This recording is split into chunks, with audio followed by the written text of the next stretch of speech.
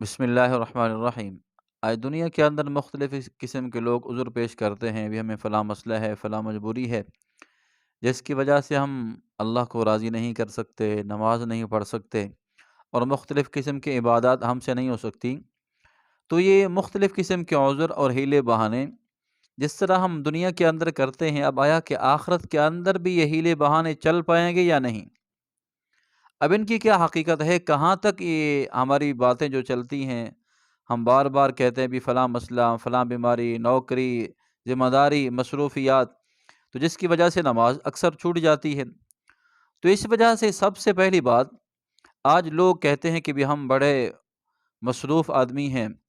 ہمارے عہدے زیادہ ہیں، ہم مصروف آدمی ہیں، ہم اللہ کی عبادت نہیں کر سکتے، ہمیں ٹائم ہی نہیں ملتا، ہمارے پاس ٹائم ہی نہیں ہے کہ ہم اللہ کو راضی کریں، نماز پڑھیں۔ اب یہی عذر انسان قیامت کے دن بھی اللہ کے سامنے کرے گا۔ اب ایک بندہ قیامت کے دن ایسی حالت میں ہوگا اور اللہ تعالیٰ سے کہے گا، اللہ میں تو بڑا مصروف آدمی تھا، میرے پاس بہت بڑی ذمہ داری تھی، میں عہدے دار تھا، میں وزیر، مشیر، مختلف قسم کی ڈگریاں میرے پاس تھیں، تو میرے پاس اتنا وقت ہی نہیں تھا کہ میں تجھے راضی کرتا، نماز پڑھتا اور تیرے احکامات کو بجا لاتا۔ تو اللہ جل شانہ اس کے عذر کو توڑیں گے۔ اب یہ دنیا کے اندر مختلف قسم کے لوگ عذر پیش کرتے ہیں،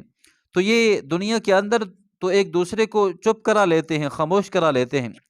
لیکن آخرت کے اندر یہ عذر نہیں چلے گا۔ اللہ جل شانہ اس آدمی کے سامنے سلیمان علیہ السلام کو بلائیں گے اور کہیں گے کہ دیکھ، یہ میرا بندہ سلیمان، یہ میرا نبی ہے، میرا پیغمبر ہے، میں نے اس کو ساری دنیا، ساری زمین پر بادشاہی عطا فرمائی تھی، انسانوں کا بادشاہ، جنوں کا بادشاہ، اب زمین کی ساری چیزوں پر حکومت، حشرات الارض پر حکومت، یہاں تک کہ چرند پرند سب کے بادشاہ تھے سلیمان علیہ السلام۔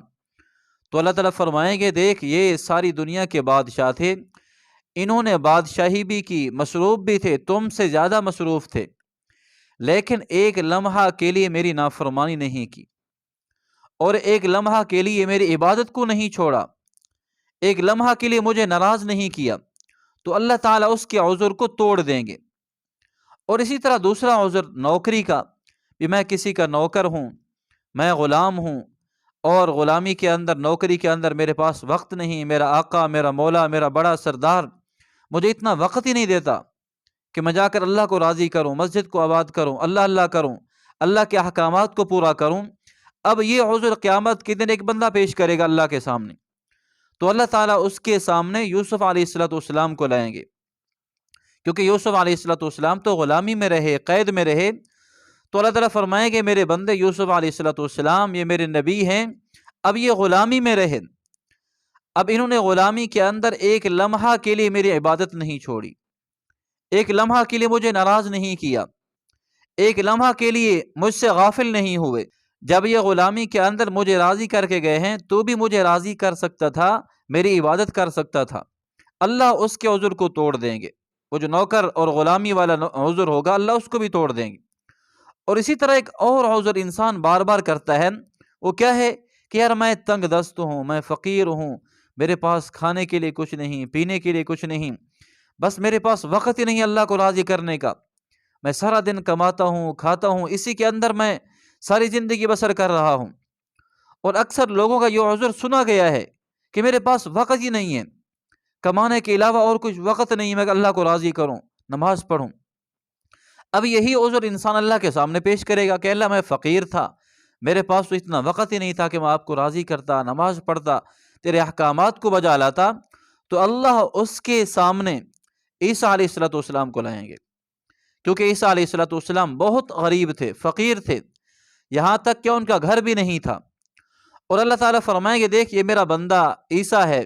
میں نے اس کو نبی بنایا، اور یہ فقیر تھے، فقر کی زندگی تھی، لیکن انہوں نے اپنی زندگی کے اندر ایک لمحہ کے لیے مجھے ناراض نہیں کیا، ایک لمحہ کے لیے میرے احکامات کو نہیں توڑا،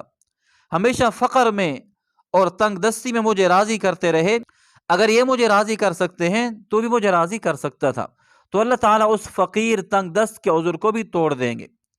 اور اسی طرح ایک سب سے بڑا عذر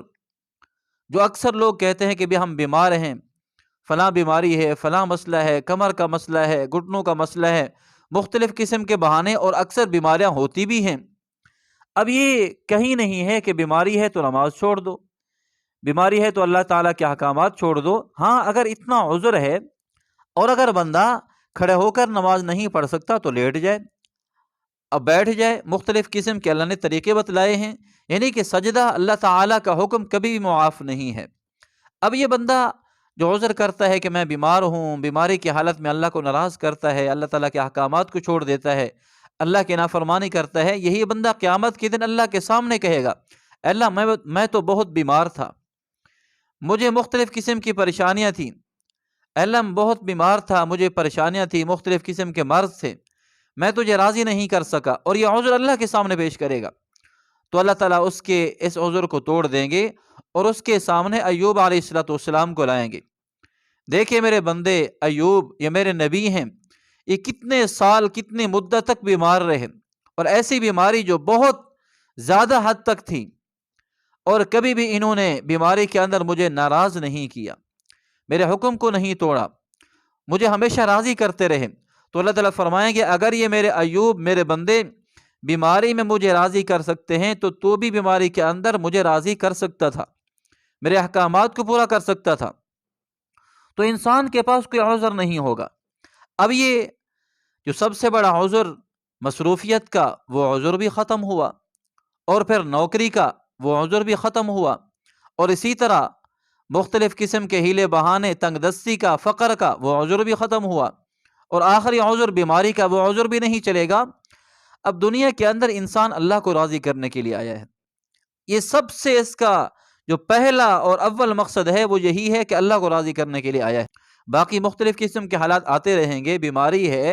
اور تونگری ہے، صحت ہے، مختلف قسم کے حالات ہیں، مصروفیات ہیں، فقر، بیماری، مختلف قسم کی جو چیزیں ہیں یہ آتی رہیں گی،